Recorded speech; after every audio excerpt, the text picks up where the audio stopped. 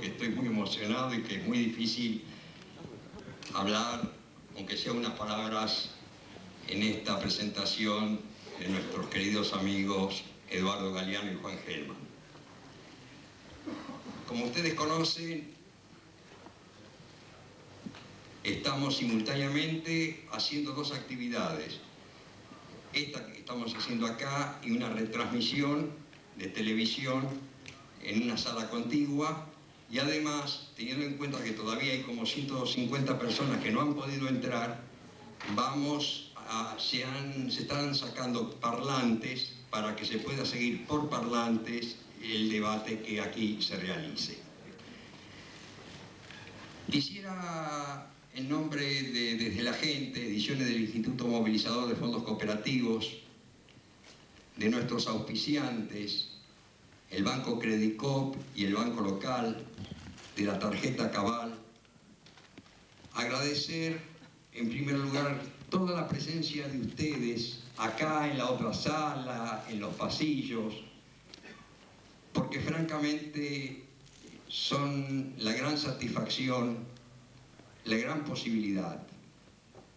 Quisiera en este sentido decir que la emoción tiene que ver con el hecho de que estamos realizando, creemos que no es falso esto, uno de los actos culturales más importantes, por lo menos de este año, que se han realizado en la ciudad de Buenos Aires. Y que no es poca cosa tener la suerte de contar con Eduardo y con Juan entre nosotros. Es una forma que tiene nuestro movimiento, las entidades adheridas, para rendir homenaje a lo que significa la dignidad del intelectual, los derechos humanos, la batalla por una sociedad más justa, el ejemplo de esos maestros que tanto necesitamos, que tanto necesitan nuestros pueblos de América Latina, y que francamente nos sentimos enormemente orgullosos de poder contar con ellos. Visto desde acá, este encuentro es realmente maravilloso.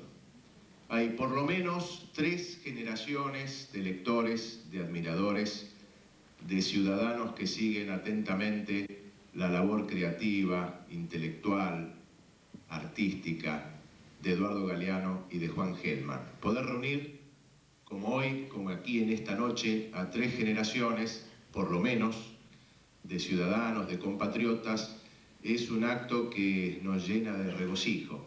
Como nos llena de regocijo contar muy especialmente, y pido para ellas un aplauso, con una delegación de las Madres de Plaza de Mayo.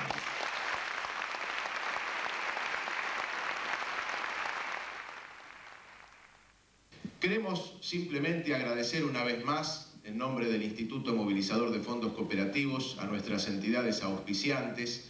Queremos agradecer a la Cooperativa de Medicina Integral, COMIC, que cubre la salud de este evento. Queremos agradecer muy especialmente a todos los amigos del Paseo La Plaza, que nos vienen acompañando en los sucesivos ciclos y encuentros que realizamos. Y desde luego, agradecer una vez más la gratísima presencia de Eduardo Galeano y de Juan Gelman, que quedan ya mismo en comunicación con ustedes. Gracias nuevamente.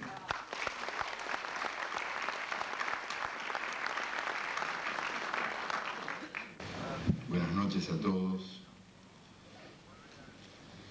Juan y yo queremos dar las gracias a los organizadores de este espacio de encuentro y a todos ustedes que han venido esta noche a acompañarnos en esto que va a ser una lectura y una conversación abierta.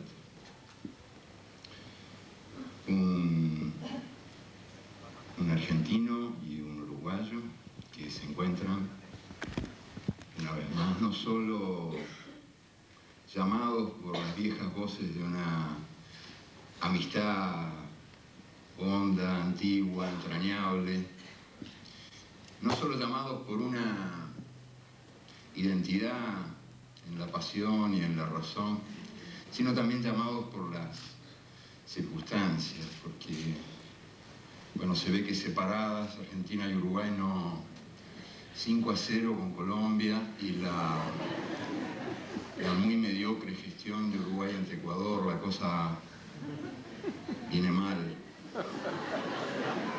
Y entonces Juan y yo pensamos que por ahí si nos juntamos y... Bueno, en el fútbol no estamos teniendo mucha suerte, pero decidimos esta noche probar a ver qué tal con las bellas letras.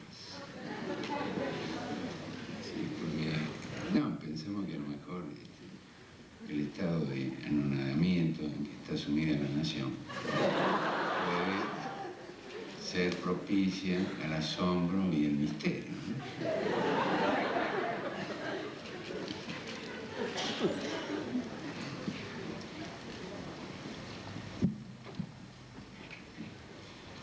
Esa mujer se parecía a la palabra nunca.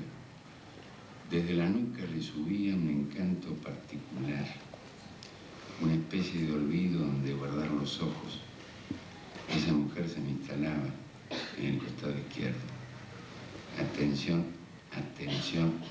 Yo gritaba atención, pero ella invadía como el amor, como la noche. Las últimas señales que hice para el otoño se acostaron tranquilas bajo el oleaje de sus manos. Dentro de mí estallaron ruidos secos, caían a pedazos la furia, la tristeza. La señora llovía dulcemente sobre mis huesos parados en la soledad.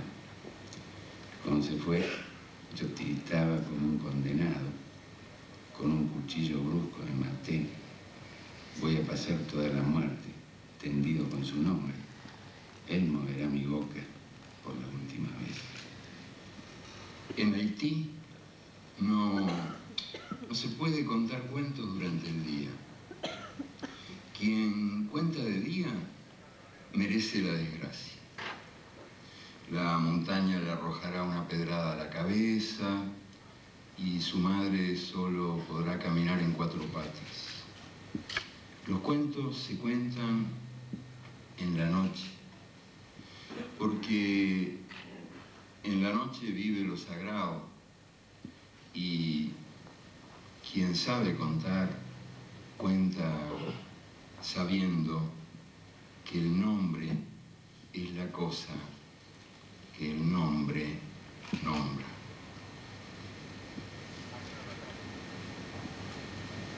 Javier Villafañe busca, en vano busca, la palabra que se le escapó justo cuando iba a decirla. ¿A dónde se habrá ido esa palabra que tenía en la punta de la lengua? ¿Habrá algún lugar donde se juntan las palabras que no quisieron quedarse? ¿Un reino de las palabras perdidas? Las palabras que se fueron, las palabras que se te fueron, ¿dónde te están esperando?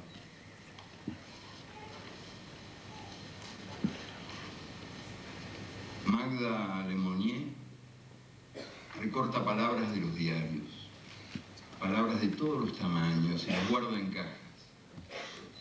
En caja roja guarda las palabras furiosas.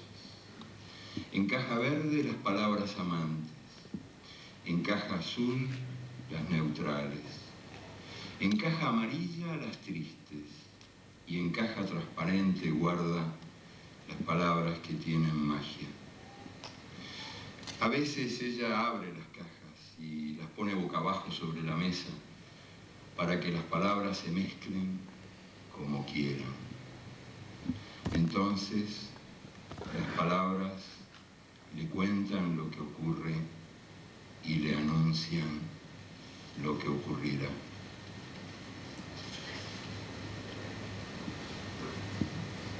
En lengua guaraní, ñe significa palabra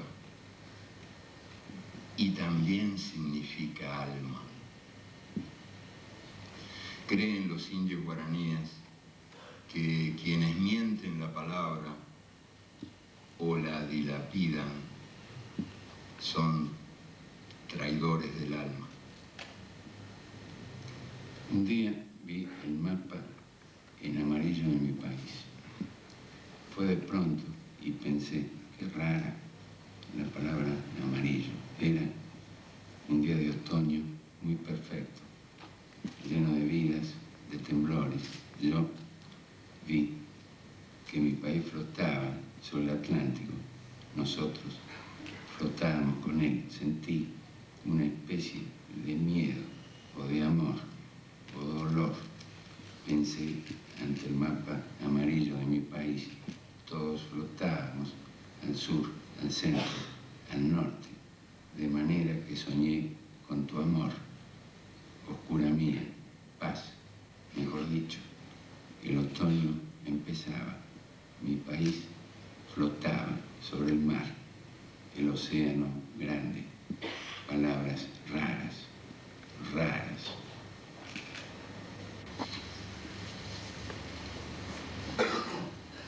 El primer sabor que recuerda fue una zanahoria.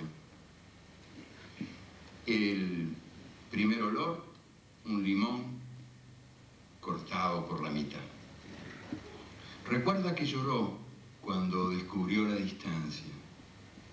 Y recuerda que una mañana ocurrió el descubrimiento de la sombra. Aquella mañana él vio lo que hasta entonces había mirado sin ver. Pegada a sus pies yacía la sombra, más larga que su cuerpo. Caminó, corrió. A donde él iba, fuera donde fuera, la perseguidora sombra iba con él. Quiso sacársela de encima, quiso pisarla, patearla, golpearla, pero la sombra, más rápida que sus piernas y sus brazos, lo esquivaba siempre. Quiso saltar sobre ella, pero ella se adelantó. Volviéndose bruscamente, se la sacó de adelante, pero ella reapareció por detrás. Se pegó contra el tronco de un árbol, se acurrucó contra la pared, se metió detrás de la puerta. Donde él se perdía, la sombra lo encontraba. Por fin consiguió desprenderse. Pegó un brinco, se echó en la hamaca y se separó de la sombra. Ella se quedó debajo de la red, esperándolo. Después supo que las nubes, la noche y el mediodía suprimen a la sombra. Y supo que la sombra siempre vuelve, traída por el sol, como un anillo en busca del dedo o un abrigo viajando hacia el cuerpo. Y se acostumbró. Cuando él creció, con él creció su sombra. Y él tuvo miedo de quedarse sin ella. Y pasó el tiempo. Y ahora, cuando se está achicando, al cabo de los días de su vida, tiene pena de morirse y dejarla sin él. Esta secreta unión que pasa en un punto muy interior del alma, que debe ser donde estás vos y donde tales son el deleite y la gloria y demás criaturas que pasan con unidas como agua de cielo que van al río entrando a mar, o manos que por lados contrarios se hacen una, o sustento que me sustenta, así me sos, como madera en el palito, aunque mayor dolor queda después y deseo mayor, porque crece el amar cuando más se descubre la delicia de vos y vienen ansias como rayos que abrazan y retardan el morir y luego, sin saber cómo ni cuándo, sin mover mano ni pie, cae un golpe de fuego que hace polvo cuanto alentamos, cuanto respiramos al interior de esta pasión, y suelta queda la pena como un animal que también es noticia de vos, tierra mía, de la que estoy atado y desatado, y rara ausencia, rara compañía, que nadie es sino vos, y yo como alguno colgado que no toca tierra, ni al cielo puede subir como conciencia de un tormento, padecer o desdicha que es gota de agua en el grande océano de la calor de vos, mariposita honda, libre en la toda luz que das.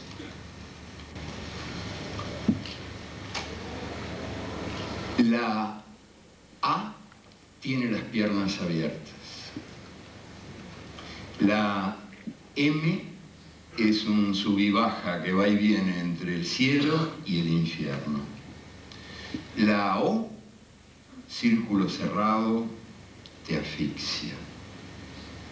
La R está notoriamente embarazada. Todas las letras de la palabra amor son peligrosas. Comprueba a Romy Díaz Pereira. Cuando las palabras salen de la boca, ella las ve dibujadas en el aire. Cuando Gallagher Bentham murió, se produjo un curioso fenómeno. A las vecinas le creció el odio como si hubiera aumentado la papa. Feroces y rapaces comenzaron a insultar su memoria, como si el deber, obligación o tarea de Gallagher Bentham fuera ser inmortal. Siendo que él se preocupaba cuidadosamente de vivir imperfecto, a fin de no irritar a los dioses, jamás se cuidó de ser bueno sin ganas, pecó y gozó como los 1000 diablos, que sin duda lo habitaban de noche y lo obligaban a escribir versos sacrílegos en perjuicio de su alma. Así, creció famoso por su desparpajo y sus caricias. Ahí va Gallagher Bentham, el desgraciado malparido, decían las vecinas a sus hijos, y lo mostraban con el dedo. Pero de noche soñaban con él. De noche, una extraña nube, o mano, o seda, se les metía en la garganta, soñando con él. Ah, Gallagher Bentham, gran padre, pueblos enteros habría fundado, nada más con sus hijos, de haberlos querido tener, de no haber sido por los versos, que no piden de comer, y es de lo poco que tienen a favor. De modo que murió nomás y la gente, desconcertada por la falta de ejemplo del mal ejemplo, o con la sensación de haber perdido algo de su libertad, designó representantes que entrevistaron a Gallagher Bentham y por más preguntas que le hicieron, solo escucharon el ruido de abejas en su cuerpo, como si estuviera haciendo miel o más versos en otra cosa siempre. Es difícil saber por qué el vecindario de Spoker Hill llegó a odiarlo así. Lo descuartizaron una mañana de otoño para alegría de los chicos. No hubo más nubes en garganta de mujer, ni desquites feroces en la cama con marido extrañado, o hasta sueños de las más delicadas que llenaban la noche y hacían girar al viento y llover. Todos los arbolitos de Spoker Hill se secaron, menos el tábano real que volaba y volaba alrededor de Gallagher Bentham o sus últimas mieles. El hambre desayuna miedo. El hambre desayuna miedo. El miedo al silencio aturde las calles. El miedo amenaza. Si usted ama, tendrá sida.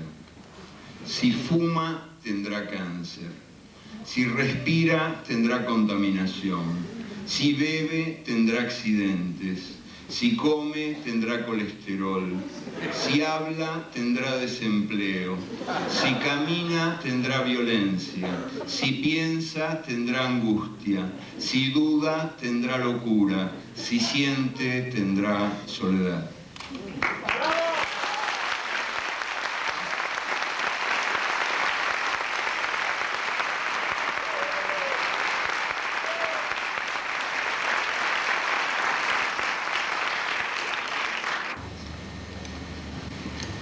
¿En qué consiste el juego de la muerte?, preguntó Sammy McCoy, parado en sus dos niños.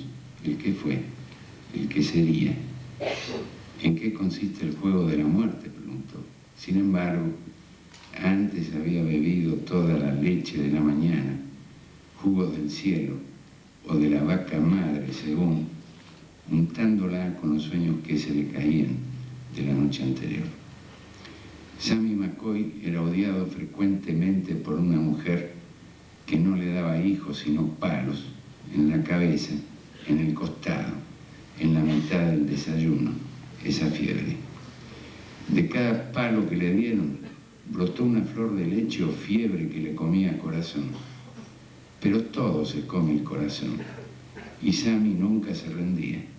Sammy McCoy no se rendía defendiéndose con nada, con la memoria del calor, con la cucharita que perdió una vez revolviendo la infancia, con todo lo que iba rezando o padeciendo, con su pelela mesmamente. Así, del pecho le fue saliendo una dragona con pañuelo y la luz como muchacha envuelta en aire, como dos niños sobre los que niño Sammy McCoy se paraba ahí. ¿En qué consiste el juego de la muerte?, preguntaba, ya cara a cara de la gran Dolora. Cuando murió Sammy McCoy, los dos niños se despegaron. El que fue se le pudrió y el que iba a ser también, y de ese modo fueron juntos. Lo que la lluvia, el sol o gran planeta o la sistema de vivir separan, la muerte lo junta otra vez. Pero Sammy McCoy habló todavía. ¿En qué consiste el juego de la muerte?, preguntó. Y ya más nada, preguntó. De sus falanges, ángeles con mudos salían con la boca tapada a cucharita, a memoria o calor. Huella, huella, gritaban sus dos niños. Ninguna mujer, salvo la sombra, lo juntó. Qué vergüenza, animales. Y las caritas le brillaban calientes. Hacía de ser caritas de oro, señoras, presidentas o almas cuyas acabaran a los pies de Sammy, el que camina. Sammy McCoy pisó el sol y partió. Los forasteros habían llegado y el rabino no tenía nada que ofrecerles. Entonces el rabino fue al huerto y le habló. Habló a las plantas con palabras que venían, como ellas, de la tierra regada. Y las plantas recibieron esas palabras y súbitamente maduraron y dieron frutos y frutas y flores. Y así el rabino pudo agasajar a sus huéspedes. Lo cuenta la Cábala. Y la Cábala cuenta que el hijo del rabino quiso repetirlo, pero el huerto fue sordo a sus palabras y ninguna planta creyó ni creció. El hijo del rabino no pudo. Pero, ¿y el rabino? ¿Pudo el rabino repetir su propia hazaña? La Cábala no lo cuenta. ¿Qué pasó con el rabino si nunca más le contestaron el naranjo, ni el tomate, ni el jazmín? ¿Sabe callar la palabra cuando ya no se encuentra con el momento que la necesita, ni con el lugar que la quiere? ¿Y la boca? ¿Sabe morir? Había una vez un poeta portugués. Tenía 4 poetas adentro y vivía muy preocupado. Trabajaba en la administración pública y donde se vio que un empleado público de Portugal gane para alimentar 4 bocas. Cada noche pasaba lista a sus poetas, incluyéndose a sí mismo. Uno estiraba la mano por la ventana y le caían astros allí. Otro escribía cartas al sur. ¿Qué están haciendo del sur?, decía. De mi Uruguay, decía. El otro se convirtió en un barco que amó a los marineros. Esto es bello, porque no todos los barcos hacen así. Hay barcos que prefieren mirar por el ojo de buey. Hay barcos que se hunden. Dios camina afligido por el fenómeno ese. Es que no todos los barcos se parecen a los poetas del portugués. Salían del mar y se secaban los huesitos al sol, cantando la canción de tus pechos, amada. Cantaban que tus pechos llegaron una tarde con un cortejo de horizontes. Eso cantaban los poetas del portugués para decir que te amo. Antes de separarse, tender la mano al cielo, escribir cartas al Uruguay, que mañana van a llegar. Mañana van a llegar las cartas del portugués y barrerán la tristeza. Mañana va a llegar el barco del portugués al puerto de Montevideo. Siempre supo que entraba a ese puerto y se volvía más hermoso, como los 4 poetas del portugués, cuando se preocupaban todos juntos por el hombre de la tabaquería de enfrente, el animal de sueños del hombre de la tabaquería de enfrente, galopando como don José Gervasio de Artigas por el hambre mundial. El portugués tenía 4 poetas mirando al sur, al norte, al muro, al cielo. Les daba a todos de comer con el sueldo del alma. Él se ganaba el sueldo en la administración del país público y también mirando el mar que va de Lisboa al Uruguay. Yo siempre estoy olvidando cosas. Una vez me olvidé un ojo en la mitad de una mujer. Una vez me olvidé una mujer en la mitad del portugués. Me olvidé el nombre del poeta portugués. De lo que no me olvido es de su barco navegando hacia el sur, de su manita llena de astros, golpeando contra la furia del mundo con el hombre de enfrente en la mano.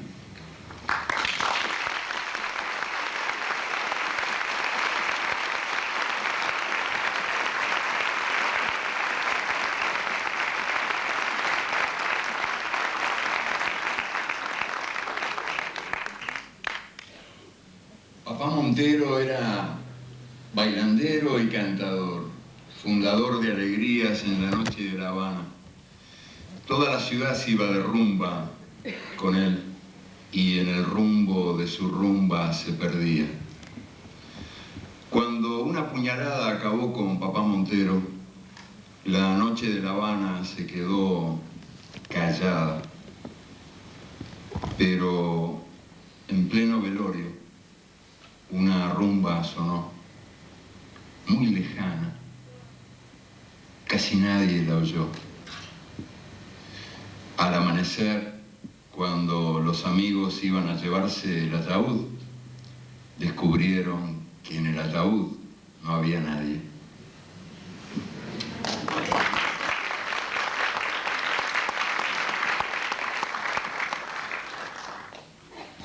Tu dulzura como acto o resplandor que ata la memoria, salva de los raspajes de la noche. Ella está en el horizonte, dice Fernando Birri. Me acerco 2 pasos y ella se aleja 2 pasos. Camino 10 pasos y el horizonte se corre 10 pasos más allá. Por mucho que yo camine, nunca la alcanzaré. Nunca. ¿Para qué sirve la utopía? Para eso sirve, para caminar.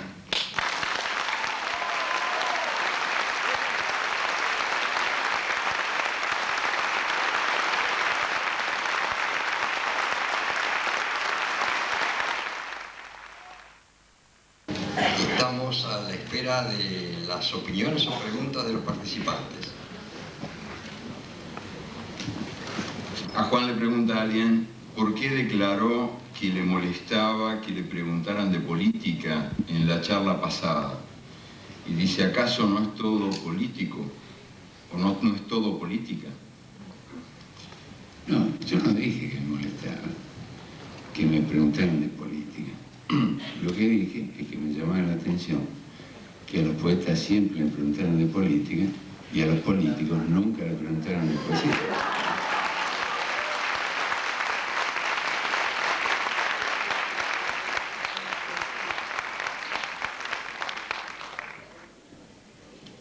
esta pregunta. Se dice que Las venas abiertas la escribieron varios. ¿Qué reflexión te merece? Sí, que es verdad. En realidad, todo lo que yo escribí, y espero que todo lo que escriba, ha sido siempre obra de varios.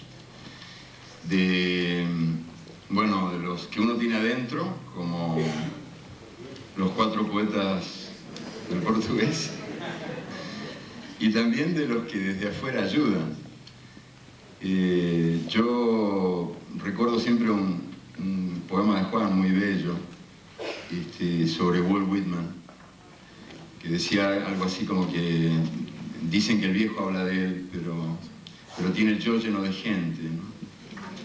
Y yo creo que todos tenemos el yo lleno de gente. Yo tengo una verdadera multitud adentro, y el problema es que es una multitud bastante metelíos, ¿sí? Que se pasan peleándose entre ellos, y bueno, y de todos esos líos de la multitud que uno tiene adentro, algo sale, que es una palabra que quizás sirva, o quizás ayude, o bueno, uno se hace la ilusión de que puede servir o ayudar a los que están afuera, ¿no? Las venas fue una obra, en cierto modo, colectiva, ¿sí? Yo no lo hubiera podido escribir sin la ayuda de mucha gente, y además lo que hizo ese libro fue reunir información que estaba dispersa en muchas obras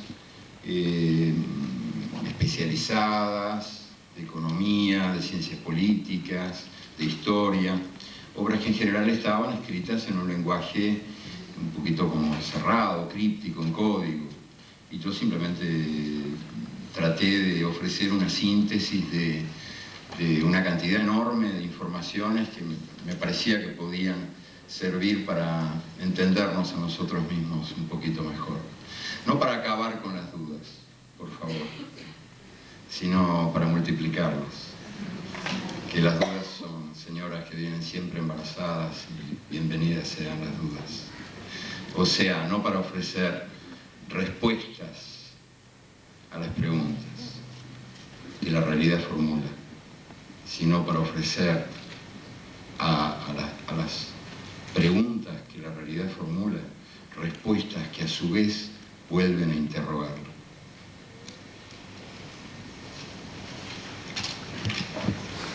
Aquí hay otra pregunta.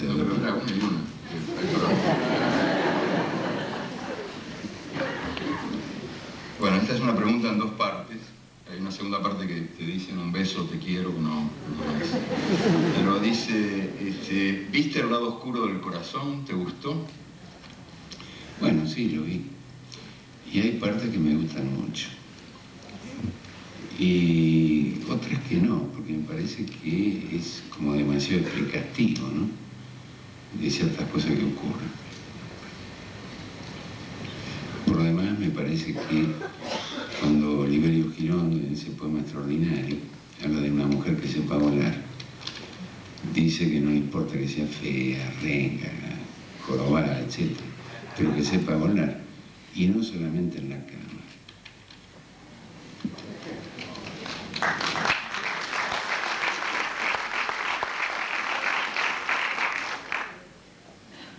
Eduardo, ¿qué sería o es de la vida de Ganapán en 1993? Bueno, Ganapán es un personaje de una novelita que yo había escrito hace unos años. Un expulsado, ¿verdad? Esto que la sociología llamó marginal. Ahora parece que les han cambiado el nombre, porque uno ya no sabe cómo hablar, ¿no? Hay problemas cada vez más graves en el uso del lenguaje. Ganapán es un pobre, iba a decir yo, pero pobre ya no se usa más, ahora es carente o carenciado. Marginal podría ser, en realidad es un excluido. No sé bien. Países subdesarrollados son países en desarrollo.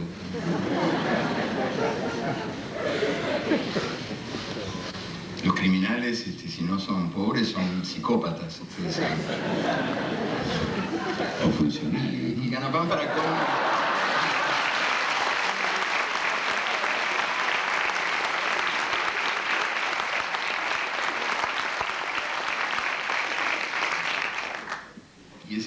personaje Ganapán, para colmo, era negro, o sea, hombre de color. Como se dice.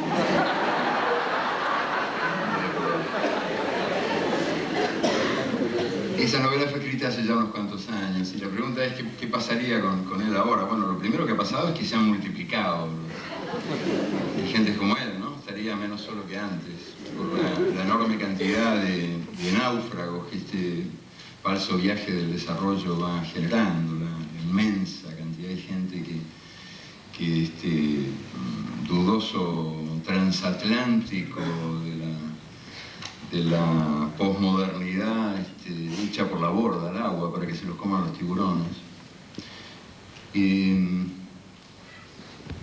Incluso en el país donde se supone que el modelo neoliberal ha sido más exitoso, que es Chile, las cifras oficiales indican que la cantidad de pobres aumentó del 22% a cerca del 50%, 47%. O sea que es un sistema que genera pobres y que es incapaz de combatir la pobreza y que por lo tanto está condenado a combatir a los pobres que genera. Ahí reside su maldición, ¿cierto? Ahora te pregunto yo. ¿Cómo surgen y por qué y cuándo los personajes y lugares en inglés de tus poesías? Bueno, en realidad surgieron Sidney West, del cual escribí un par de poemas. En un momento en que yo necesitaba alejarme de una situación demasiado intimista, ¿no? La intimidad, desde luego, forma parte de la subjetividad, pero no esto es la subjetividad. Entonces empecé a inventar poetas. Entre otras cosas porque soy muy holgazán y prefiero que escriban por mí. Y fue así lo que inventé a este poeta norteamericano, Sidney West, con el que pasaron varias cosas curiosas, ¿no? La primera es que una vez un compañero de trabajo, Curto, me dijo que había leído los poemas originales y que la traducción le parecía espléndida.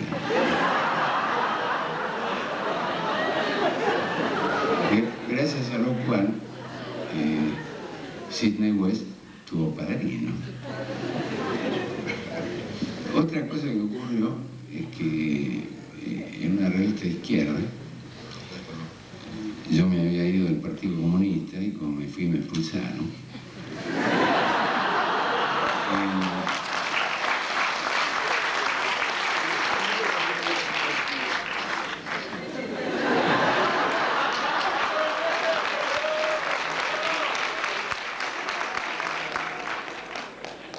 Entonces el Cuaderno de Cultura, que era la revista teórica del partido, encontraron más fundamentos para que fuera un traidor, porque decían, ¿cómo diablos dice Chicago, por ejemplo, en vez de Rosario? O como dice Cap Cunningham en vez de José Pérez. En realidad, una de las cosas que resultó con ese libro es que o un libro es de un porteño o no lo es, por más que uno llene un poema con esquinas y con esmeralda y corrientes y todo lo demás, si el poema no es porteño, no lo va a hacer.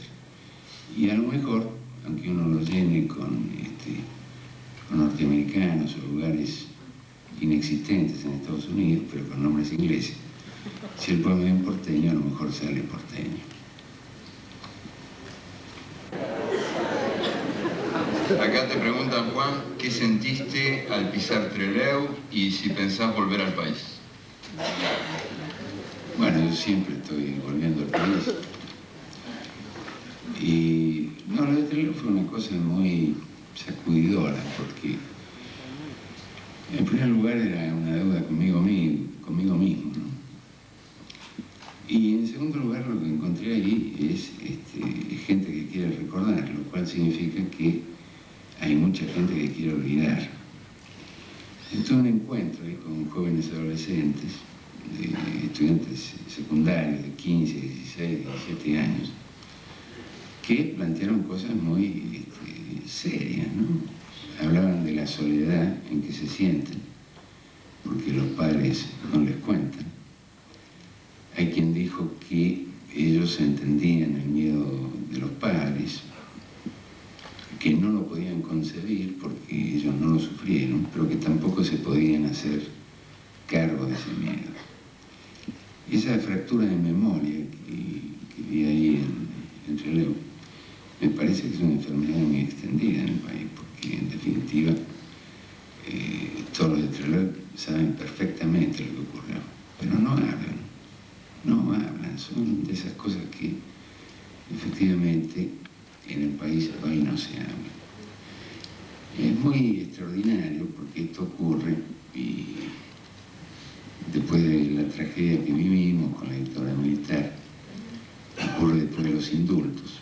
Y es evidente que esta fractura de memoria lo que interrumpen es una historia colectiva y una posibilidad de ser que no se puede asentar en el olvido, ¿no? O en la voluntad de olvido, que es distinto. Eduardo, desde tu punto de vista, ¿qué lugar ocuparían los pueblos indígenas en ese camino de la utopía en nuestra Indoamérica? Sí, un lugar muy importante, ¿verdad? Yo diría un lugar esencial. La utopía es una idea americana, es una idea indígena americana que viajó en algún barco de Américo Vespucio. Según Thomas More, el autor de la utopía, él construyó su libro en base a las historias que había escuchado de boca de los marineros de Américo Vespucio, que habían vuelto de América. Y la utopía fue después devuelta a América por algunos hombres como Vasco de Quiroga, el Tata Vasco de Michoacán y otros muchos conquistadores conquistados.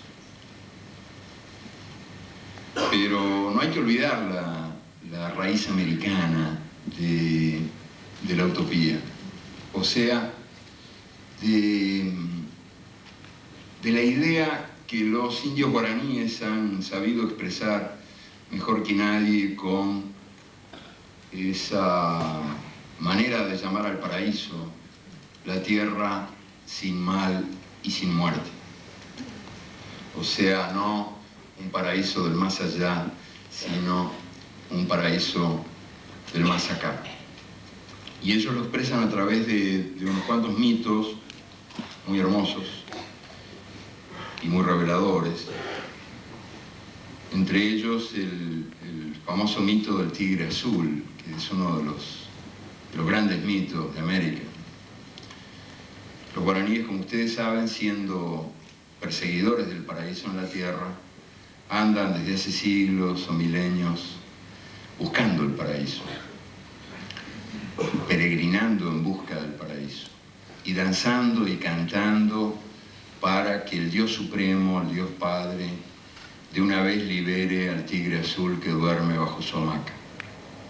Según la tradición guaraní, esta tierra, la que habitamos, la que conocemos, es una tierra condenada a morir, que pide morir porque está cansada, y el día que Dios libere al tigre azul que duerme bajo su hamaca, el tigre azul se encargará de matar a esta tierra vieja que quiere morir para que otra tierra, la sin mal y sin muerte, nazca en su lugar. Y yo creo que ¿Y por qué?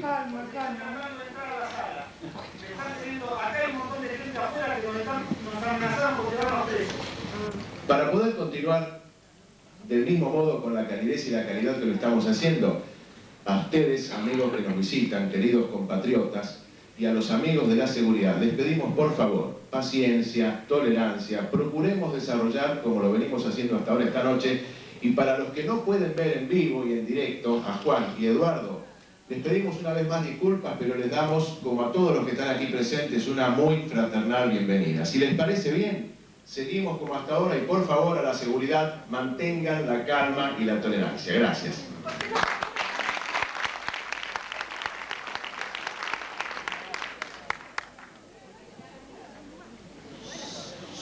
Bueno, Eduardo, te voy a hacer una pregunta que me parece pertinente. Alguien pregunta qué pensás de que la realidad supera a la ficción.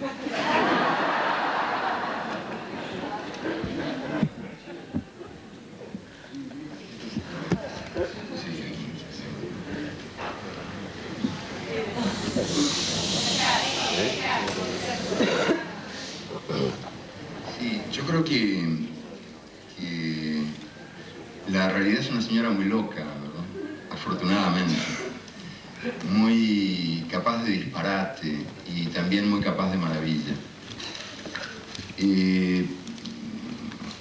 Uno todos los días comprueba que la capacidad de poesía y de disparate de la realidad llega mucho más allá que la imaginación del más fecundo de los poetas.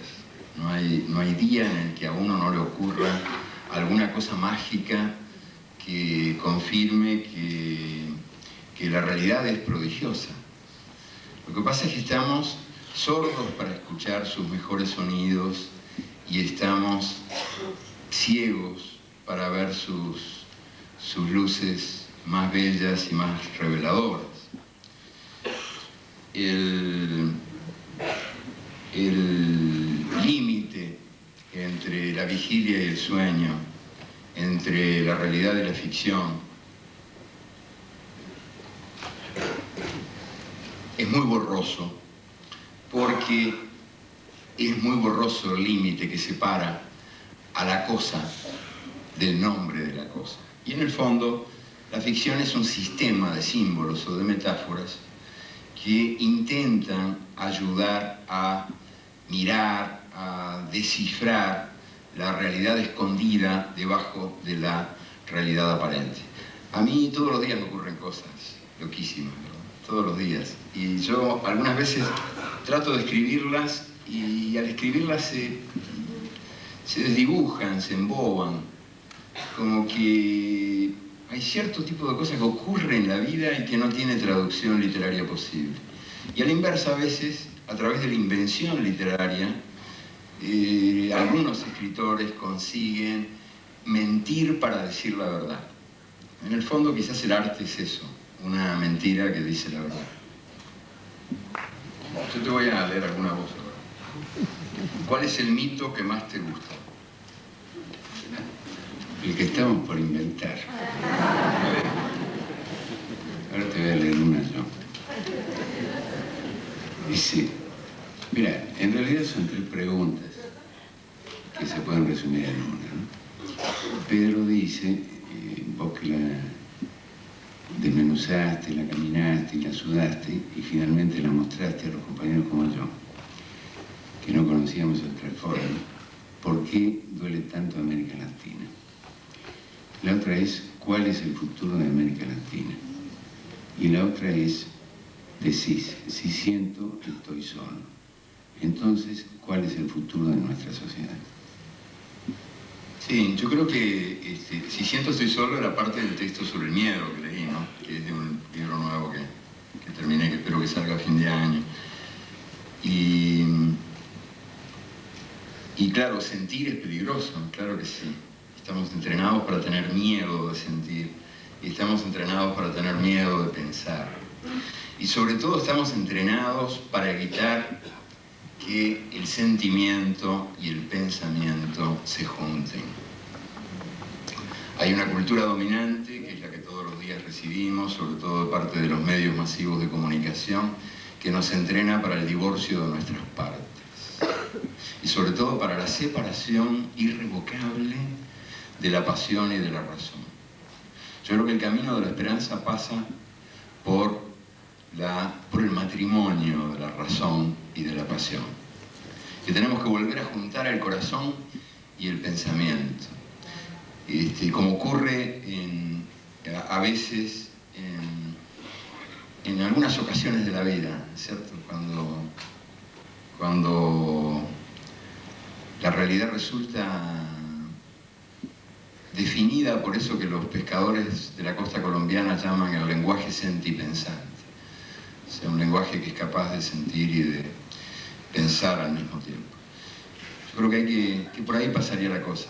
Juntar lo que está separado, el pasado y el presente, divorciados por una historia oficial encerrada en el armario donde el sistema guarda sus viejos disfraces, la razón y la emoción, la vida pública y la vida privada, el discurso hablado y el discurso escrito, la vocación y el oficio, que son cosas tan difíciles de conciliar. Quizás así podamos ser capaces de recuperar el sentido común, que me parece que es lo que está faltando, y que es por extensión sentido comunitario. Quizás por eso está prohibido, ¿no? En esta especie de reino del disparate, un poco de sentido común no nos vendría nada mal. Por ejemplo, cosas de sentido común. Yo me vine el domingo, ¿no? Ese domingo, a la mañana de ese domingo, los diarios del Uruguay estaban ocupados por avisos gigantescos, anunciando, que yo no sé quién paga esos avisos tan enormes, ¿no? Avisos de una página entera de los diarios, anunciando una conferencia de un señor Büchi, Hernán Büchi, chileno. Y los avisos sobre esta conferencia que el señor Hernán Büchi venía a pronunciar para irradiar luz sobre nuestra pobre plebe ignara y sometida a la oscuridad de la ignorancia, eran avisos que se limitaban a ofrecer el currículum vitae de este señor, los grandes hechos de su vida. Y los grandes hechos de su vida consistían en que había sido ministro, 2 veces ministro y asesor de Pinochet, del dictador de Chile. Entonces yo digo, ¿cómo es posible que en un país democrático como el Uruguay, por cosas de sentido común, ¿no? Si uno usa el sentido común, ¿cómo es posible que en un país democrático como el Uruguay, que tiene una larguísima tradición democrática, que además está tan orgulloso de ser tan democrático, cómo es posible que venga un señor a ofrecer sus virtudes, sus méritos, que sus virtudes y sus méritos consistan en que fue el instrumento técnico de una dictadura sucia de mugre y sangre? ¿Cómo es posible?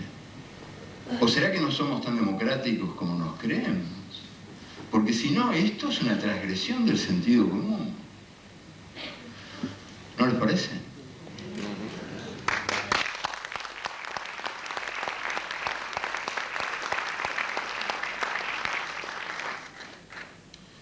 Vamos a leer un petitorio de los amigos que están del otro lado y que así se autodenominan, y para hacer justicia, está fechado hoy, 7 de septiembre. Dice así: nos, el lenguaje constitucional, los eternos marginales, los inadaptados de siempre, los que llegamos tarde a todos lados, los amenazados por la Guardia de Seguridad, en este, entre comillas, complejo inmundo, manifestamos nuestra bronca y nuestra tristeza por habernos sentido del otro lado. Pedimos a ustedes, maestros Gelman y Galeano, que la próxima vez la hagan en un lugar público. Amén, amén. El contacto con ustedes es muy importante para nosotros. Como ven, queridos amigos del otro lado, ustedes están también de algún modo aquí presentes y ojalá que esto se repita en un lugar público.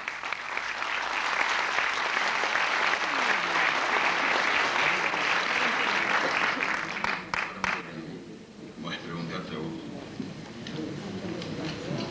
A ver, voy a elegir algo.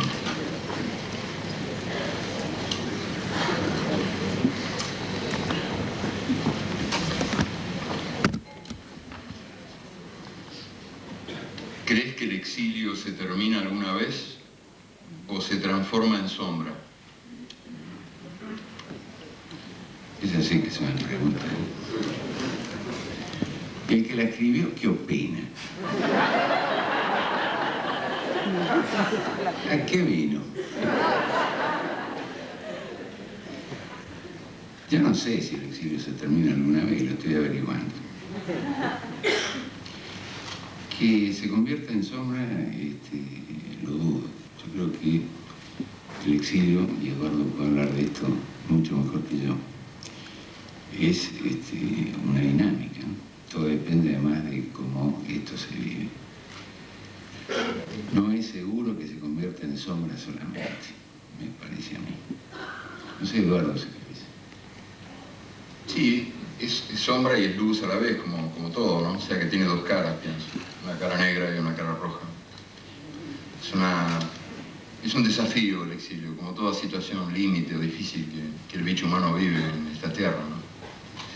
Y yo soy de los que cree que no importa tanto lo que a uno le pase, sino lo que uno hace con lo que le pasa. Que era lo que decía un tío mío que era psiquiatra.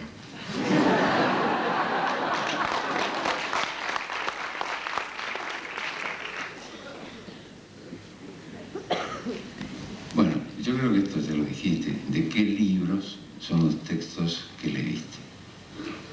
No, no lo dije. Bueno, sí, me parece que sí. Es de un solo libro que acabo de terminar y que espero que se publique a fin de año, que se llama Las Palabras Andantes. Es un libro con muchas imágenes, grabados de un brasileño que se llama Borges, un espléndido grabador en madera del nordeste del Brasil, que me acompañó, es una aventura compartida.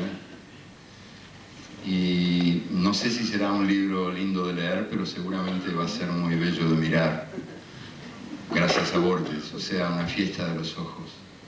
El libro contiene relatos, yo leí hoy 2 o 3 muy cortitos, pero hay otros más largos, que son enteramente imaginarios o que provienen de leyendas latinoamericanas, a mi modo, creadas, recreadas, inventadas, disparadas, voladas, y contiene también ventanas, textos más cortitos que vienen de un modo más directo de la realidad, pero ahí volvemos a la pregunta anterior, ¿cuál es el límite que separa la realidad de la ficción, el sueño de la vigilia? ¿Qué es más real, el sueño o la vigilia? A veces la vigilia miente y el sueño dice la verdad, en general ocurre eso, ¿no? Lo mismo pasa con la imaginación.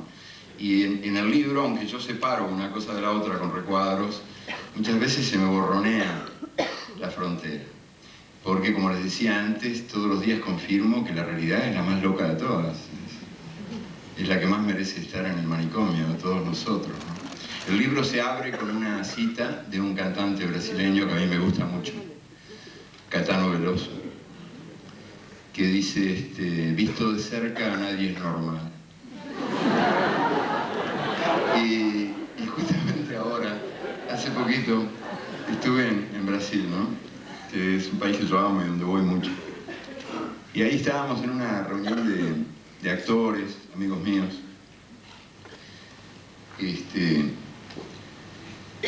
Y estaban celebrando en realidad, porque ahora se consiguieron plata, después de 7 años, para recomenzar una película que se llama El Judío, o Judeu, ¿no? Que había quedado parada, está filmada hasta la mitad y ahora pueden filmar la otra mitad, pero claro, estaban ahí bebiendo, celebrando y nunca falta una aguafiesta, que les preguntó si el maquillador iba a ser Ivo Pitangui, que dramas del cine latinoamericano, claro, 7 años después estaban todos bastante cambiaditos, ¿no? Y entonces uno de los actores contó una historia que viene muy bien a propósito de esto de la realidad y la ficción y a propósito de las virtudes del mercado libre y del neoliberalismo y de las propiedades mágicas que el dinero tiene y esas cosas. Resulta que es un actor muy gordo que hace siempre de villano en las películas y en las telenovelas, en los culebrones. Pero es un alma de Dios, es el tipo más bueno del mundo. Y claro, él siempre hace de villano, entonces se expone a la venganza pública. La gente lo odia, le pegan, lo maltratan. Y él es como un bebé visto con microscopio, es un tipo buenísimo. Entonces me contó una historia maravillosa. En el año 40 y pico, 40 y algo, él hizo su primer viaje, era muy jovencito, un niño casi, y hizo el primer viaje de su vida, que resultó inolvidable. Y que es un retrato de las virtudes de la libre empresa también. Yo lo reflexioné así, ¿no? Como una desviación político-económica del humor. Porque el gordo, que entonces era un adolescente flaquito, se tomó el tren. El tren desde Pelotas, la ciudad de Pelotas, que era su ciudad, hasta Santana do Livramento, en la frontera con el Uruguay. Y fue un viaje horrible, porque a pesar de que es pura llanura, ni colinas hay, el tren hizo el viaje en zigzag.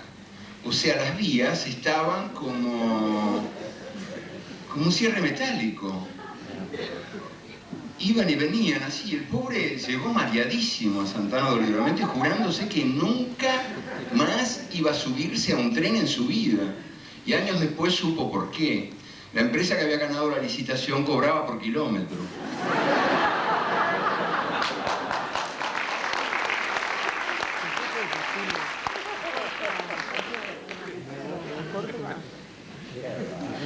Ahora te hago yo.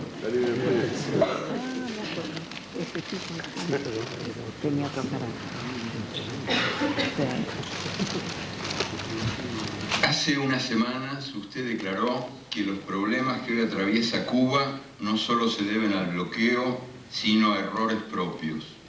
¿Podría precisar cuáles son esos errores? Bueno, traté de hacerlo en aquella ocasión. Hay errores de tipo económico, sin duda. Está el tema de la dependencia, que en este caso fue de la Unión Soviética, una dependencia con características distintas a la que nosotros estamos acostumbrados a padecer, pero no menos dependencias por eso. Y sobre todo lo que en este sentido indiqué es el tema de la democracia popular, ¿no? Es decir, dónde y cómo se realizan las decisiones, y a mi juicio que el pueblo cubano no participa en su elaboración. Esto es a grandes rasgos. Bueno, aquí hay una pregunta. ¿Qué sentimiento te provoca la palabra escuela? Bernard Shaw dijo alguna vez: a los 8 años tuve que interrumpir mi educación para ir a la escuela. La verdad es que ahora las cosas han cambiado desde los tiempos de Bernard Shaw.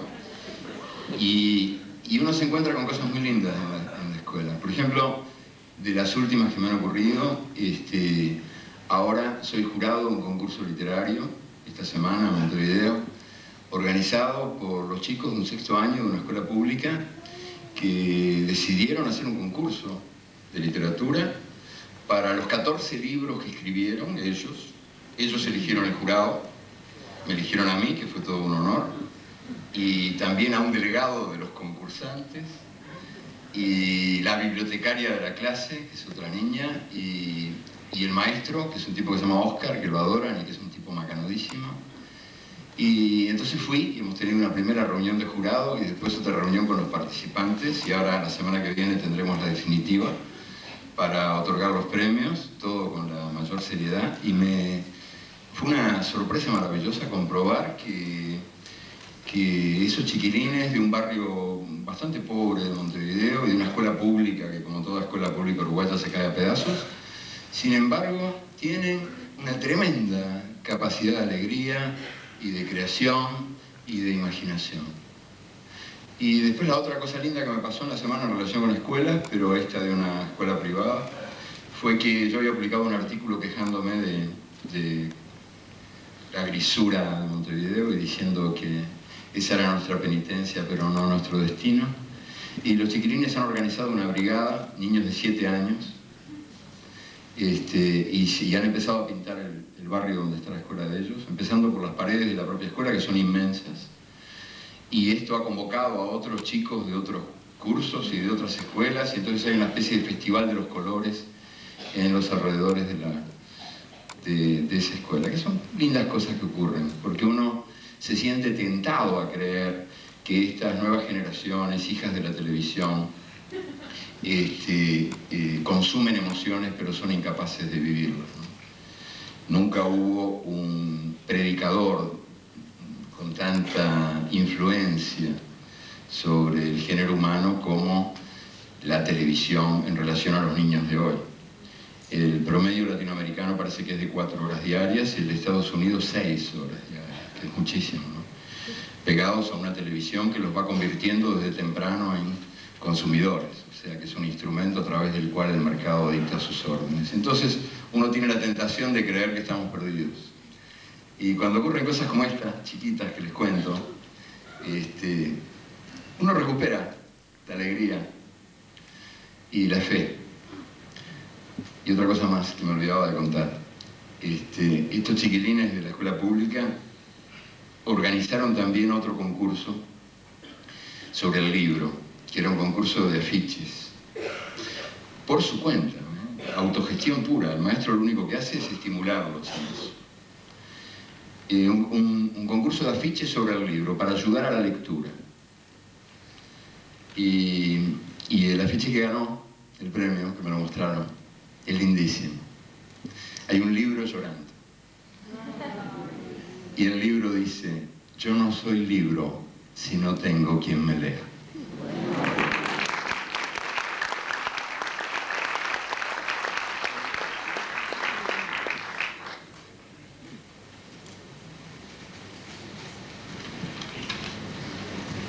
Acá hay una pregunta para ambos, que me parece que se acerca al tema. ¿Cómo hacemos para restablecer los lazos que están rotos? ¿Para qué nos sirve la memoria individual si no podemos hacerla colectiva? Para ambos.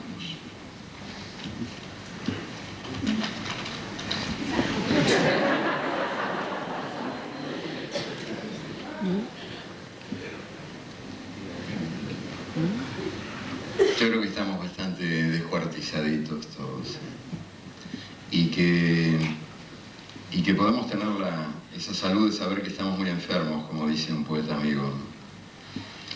Y que esa es la tarea, juntar los pedacitos de adentro y juntarnos también nosotros como pedacitos de un algo mayor que podemos hacer entre todos. Yo creo que no hay memoria individual que no sea de algún modo también colectiva, y que la recuperación de la memoria es fundamental para la recuperación de la capacidad de creación.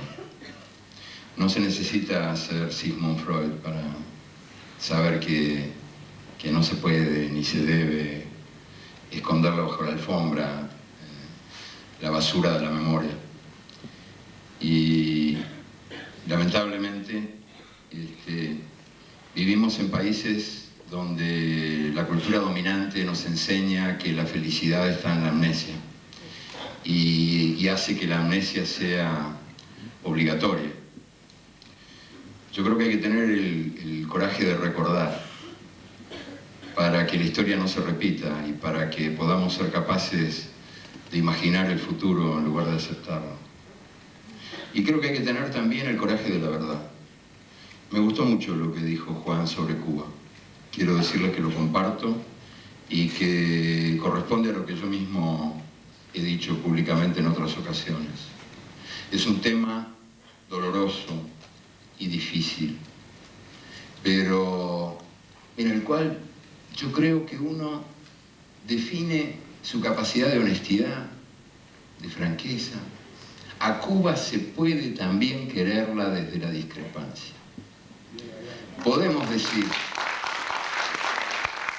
hay una cantidad de cosas que no nos gustan de lo que ocurre allí. Claro que sí. Una cantidad de cosas. Algunas de las que nombró Juan, otras, ¿cómo no? Si estará sucia esa realidad. Pero está sucia de barro humano, y Cuba es un símbolo de dignidad entrañable para todos nosotros. El día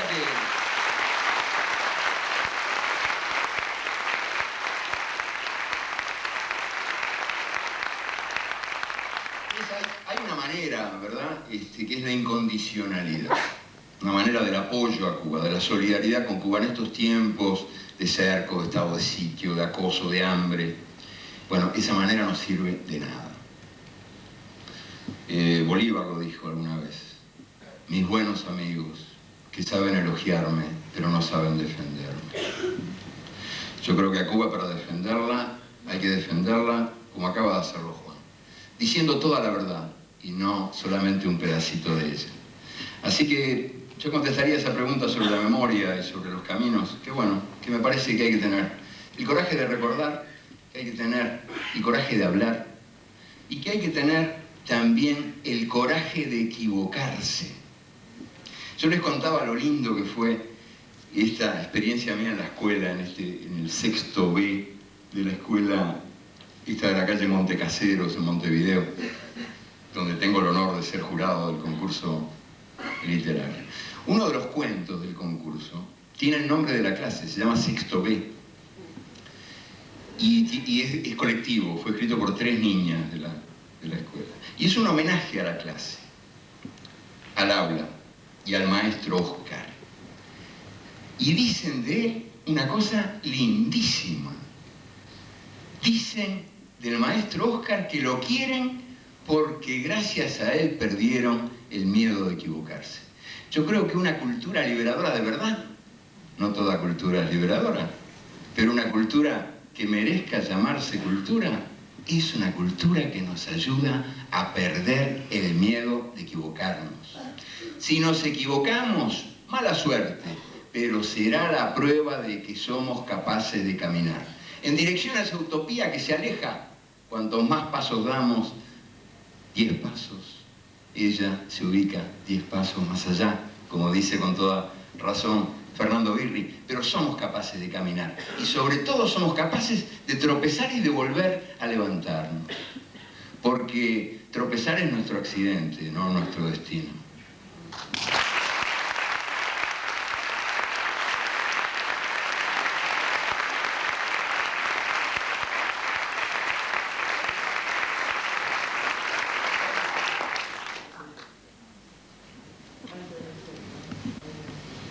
Juan, ¿la poesía es la religión original de la humanidad?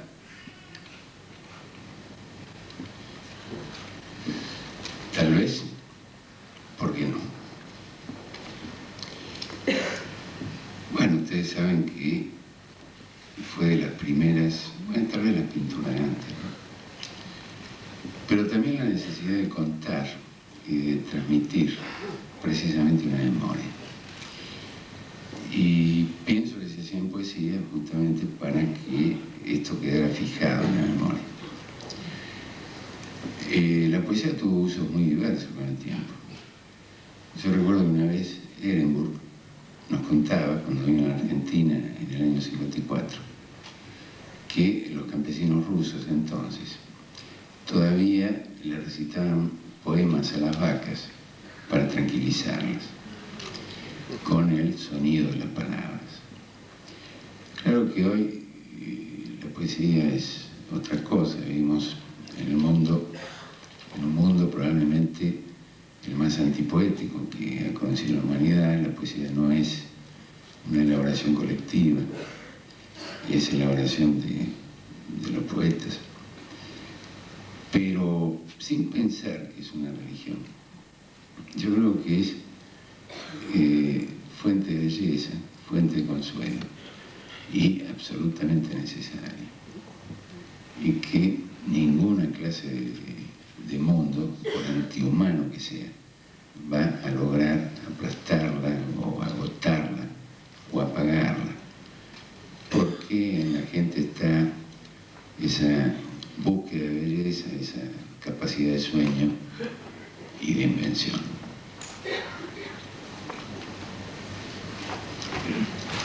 Eduardo, ¿qué pasa con el Frente Amplio?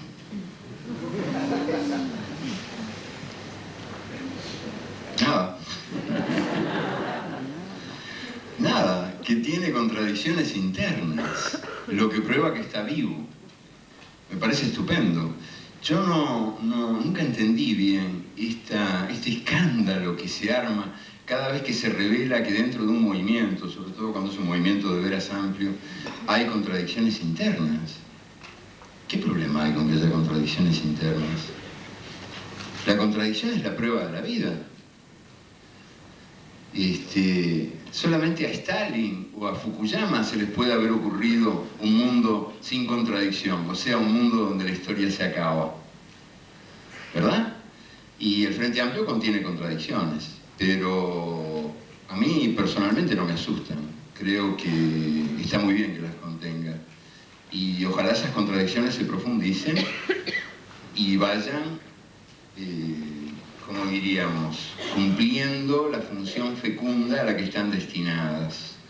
El problema es cuando a veces las contradicciones operan como palos en la rueda, impidiendo que se hagan las cosas porque cada decisión hay que someterla a discusiones infinitamente largas, de asambleas, donde la democracia termina por dudar de sí misma, hasta dónde la democracia es eficaz.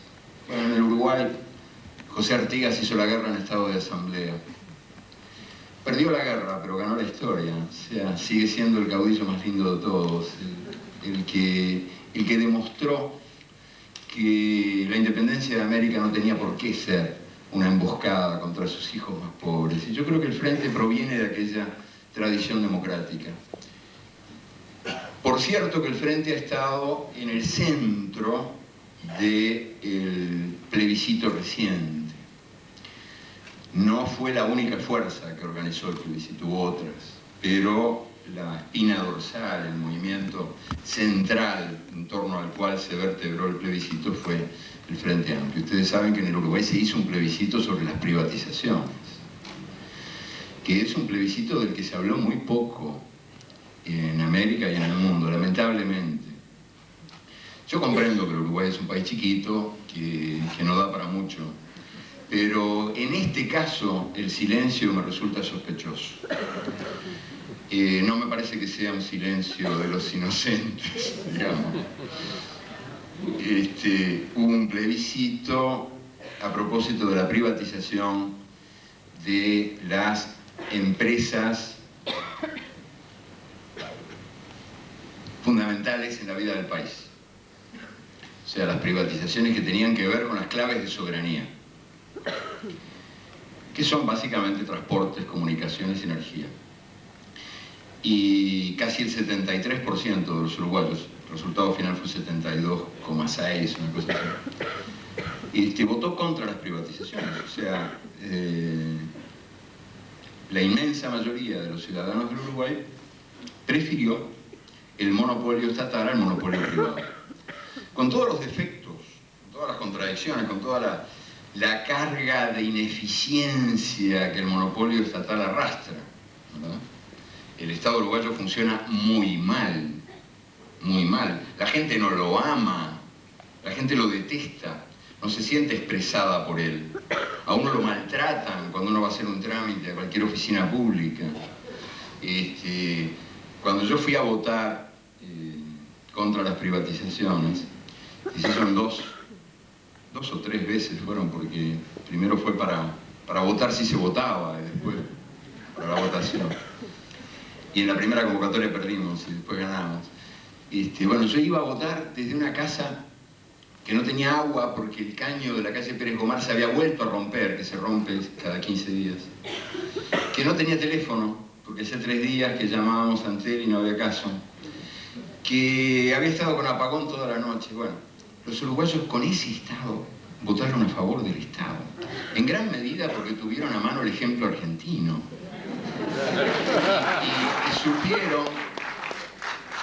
Y supieron que las cosas, lejos de mejorar, empeoran cuando pasan a manos de grandes monopolios internacionales, que además, en el caso argentino, curiosa privatización, resulta ser un Estado humillado que suplica a otro Estado extranjero que se haga cargo de sus asuntos. Yo creo que al Estado, en países como los nuestros, en el Uruguay, en Argentina, en Brasil, no hay que privatizarlo, hay que desprivatizarlo. O O sea, el problema del Estado es que está privatizado, que pertenece a pocos en lugar de pertenecer a todos. Y pertenece a los pocos que convierten los derechos del ciudadano en favores del poder. Bueno, eso, más o menos.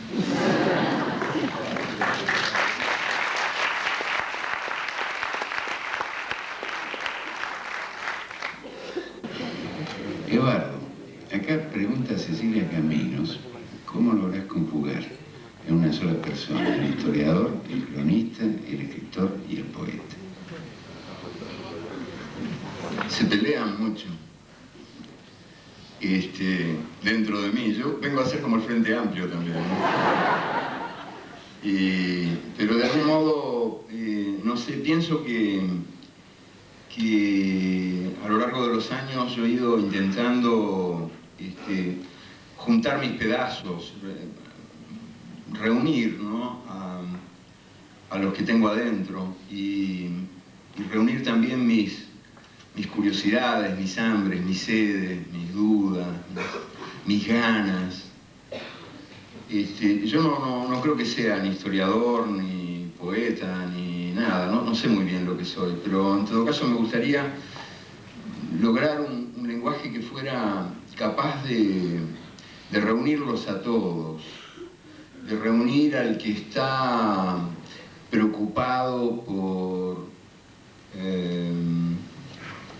arrancar las máscaras que cubren el rostro del tiempo que fue, la verdadera cara de la historia, porque solo averiguando de dónde venimos podremos llegar a saber a dónde vamos. Y al otro, al que se queda bobo ante la belleza del mundo, y al otro, al indignado, al que se queda mudo de asco, de rabia ante el horror del mundo, y al curioso, a ese niño de 3 o 4 años de edad que yo tengo adentro y que me parece que es el que los manda a todos, que es el curioso, el rompebolas, el que dice ¿y por qué? ¿Y por qué? ¿Y por qué? ¿Y por qué? Me parece que ese es el director de mi orquesta, ¿no?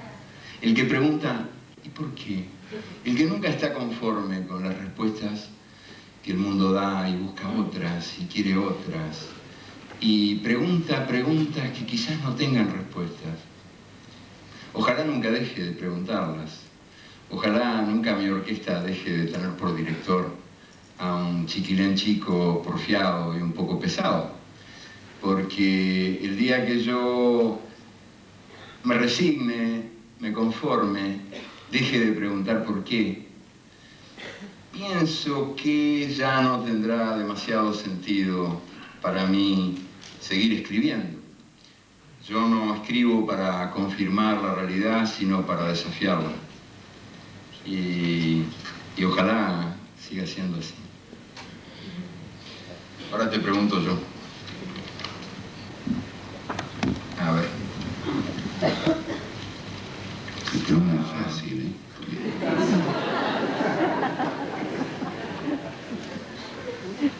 Contame algo de Paquito Urondo.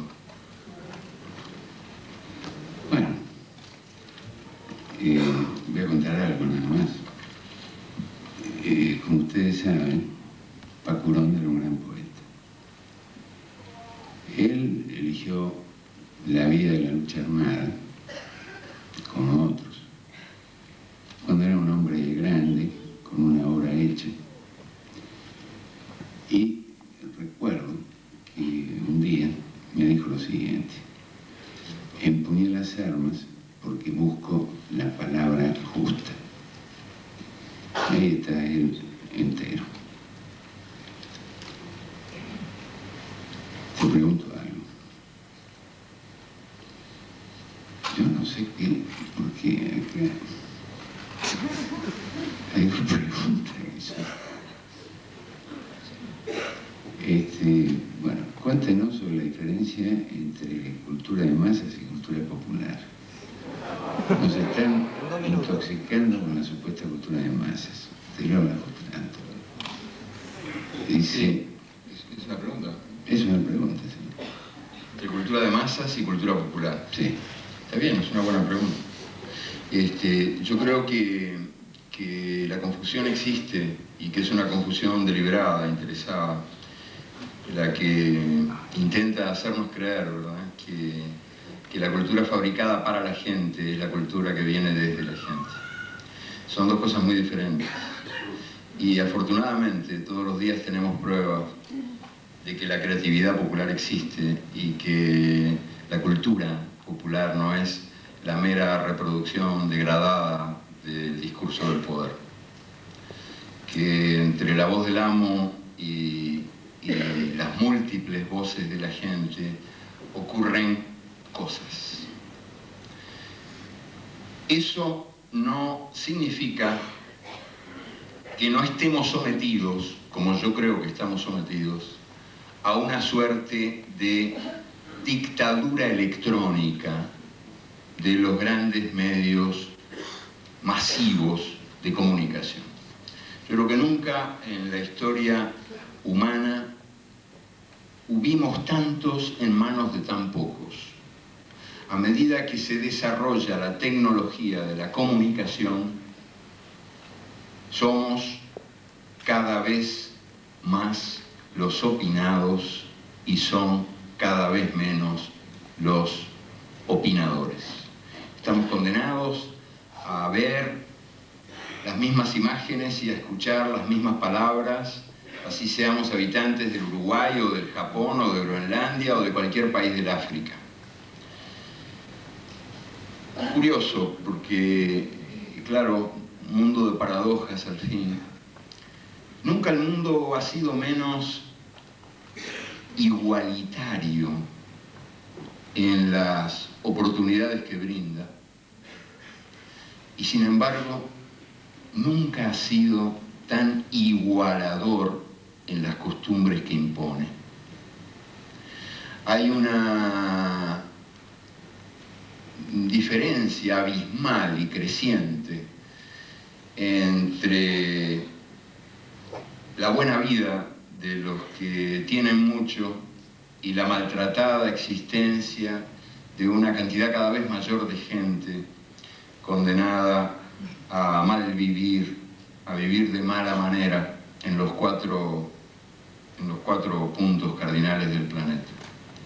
Pero al mismo tiempo que esto ocurre, y la diferencia entre los que tienen y los que no tienen va siendo cada vez más honda y más grande,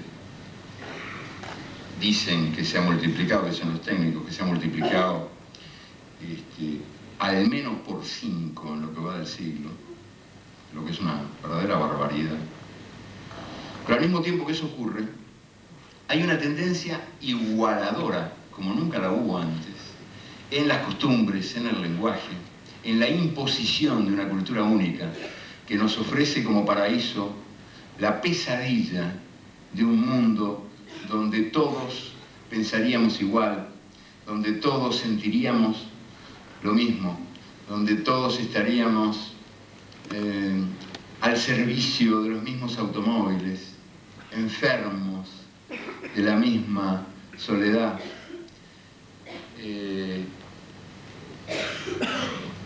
Un mundo que es el mundo que la televisión propone como paraíso y que sin duda sería estupendo para todos los que no tengan piernas, ni patas, ni alas, ni raíces.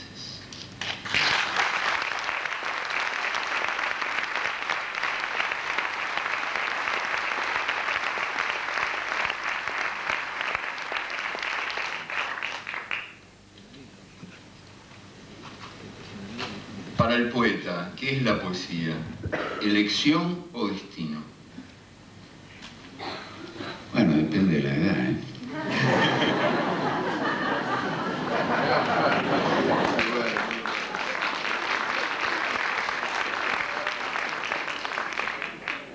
Bueno, voy a leer el poema, ¿no? Confianza. Se sienta a la mesa y escribe. Con este poema no tomarás el poder, dice. Con estos versos no harás la revolución, dice. ni con miles de versos harás la revolución, dice. Y más, esos versos no han de servirle para que peones, maestros, hacheros vivan mejor, coman mejor, o él mismo coma, viva mejor, ni para enamorar a una le servirán. No ganará plata con ellos, no entrará al cine gratis con ellos, no le darán ropa por ellos, no conseguirá tabaco o vino por ellos, ni papagayos, ni bufandas, ni barcos, ni toros, ni paraguas conseguirá por ellos. Si por ellos fuera, la lluvia lo mojará, no alcanzará perdón o gracia por ellos. Con este poema no tomarás el poder, dice. Con estos versos no harás la revolución, dice. Ni con miles de versos harás la revolución, dice. Se sienta a la mesa y escribe.